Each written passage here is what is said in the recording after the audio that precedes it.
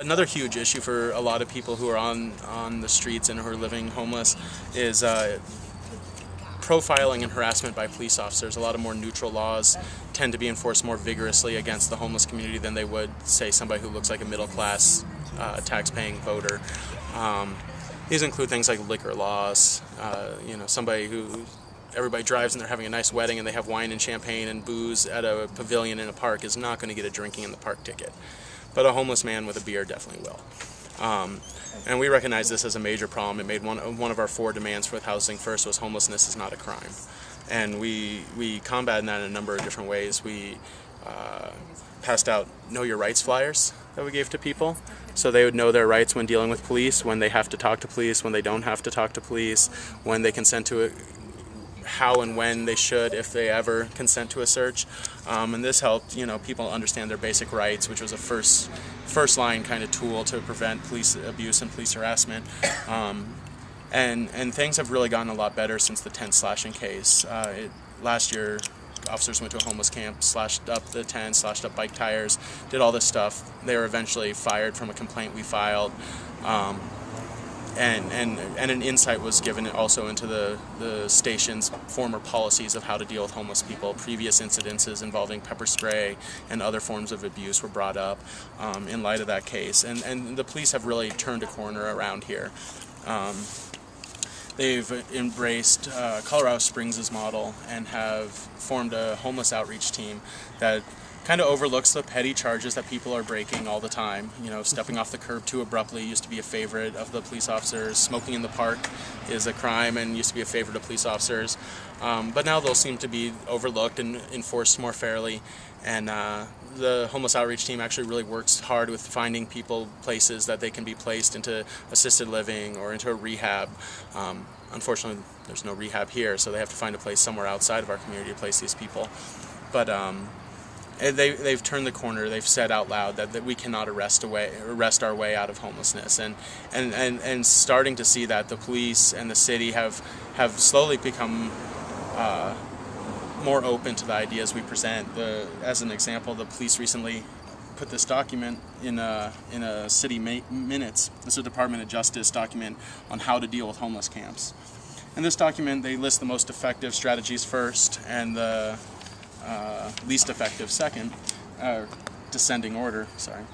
And the first one they say is promote the Housing First model. Put people into housing. It is really the only way to end homelessness, or even to make a dent into it. Get people into housing. Second is lobby for more resources for mental health and substance abuse. It's a major issue. Almost 40-some% of people have either issues with mental health or drugs who are on the street, drugs and alcohol and addiction issues, which is really all mental health issues. The other thing they say is create legalized places for people to camp that are regulated, that have good sanitation, etc.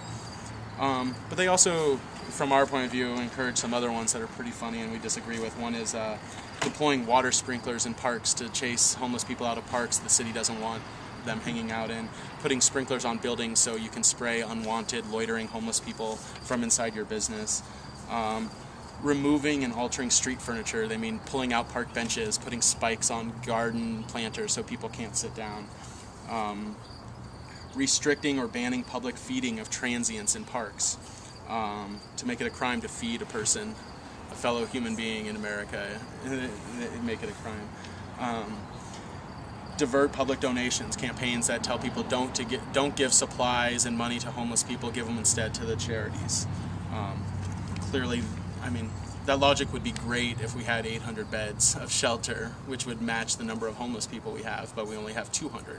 Clearly, people are going to have to meet their needs some sort of way outside the charity model when it serves such a small percentage of the population. 1 person for every 4 beds. 1 person for every 4 beds is a little too...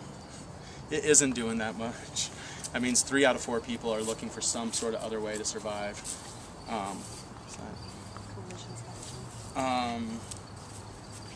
This one's pretty good. Installing more public toilets. This is something that Housing First has said. They bust people for urinating and pooping in public, but when you're not a paying customer and you don't own a house, where exactly do you go to the restroom?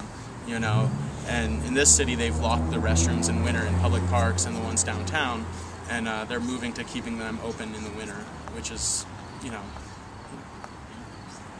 basic human right, it seems like, to be able to not have to poop in an alley.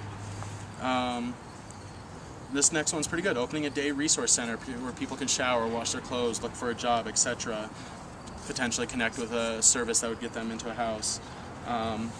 Cleaning up and shutting down camps. This one, long-term events are kind of iffy on it because people tend to move somewhere else. They don't just disappear when you kick them out. They still have to exist somewhere else. How about what's happening? Can you talk about Vail and everybody sending their homeless here? Or what they do? A major part of the, maybe not a major part, I mean, I have the data on it. Like, the vast majority of homeless people in this area came from this area. The second largest category is people from smaller towns in the outlying rural area here in western Colorado. Many of these towns of 4 or 5, 10,000 people don't have a shelter or don't have a way to cope with homelessness in their community, and so they end up here. The vast majority, 94% of people, are from western Colorado who are on the streets here in Grand Junction. But a number of places, the only option they have is put them on a bus to Grand Junction because at least there's a soup kitchen and a shelter. So that has definitely helped to increase the number of homeless people in this town. Sorry. No worries. Some of these other ones are kind of basic. Have the police develop a departmental policy of how to deal with homeless people. Create a specialized unit like a homeless outreach team, which they've done here. And so the Department of Justice gets it. These are kind of like mostly the new kind of way of dealing with things. And I'm going to read out some of these other ones that are still in the toolbox, but these are kind of the old way of dealing with things, and they tend to not work. And one is enforcing sidewalk behavior ordinances, which are sit-lie laws that prevent people from sitting too long or sitting and lying in public spaces. Enforce panhandling ordinances. Again, something that doesn't end homelessness in any way, shape, or form, but just makes people that much more desperate. Doing bum sweeps. And the very last one, which I agree with, is increasing the capacity of local shelters. Again, it's not necessarily a long-term solution, and if we're going to spend money, we should spend money to solve the solution, not prolong the situation.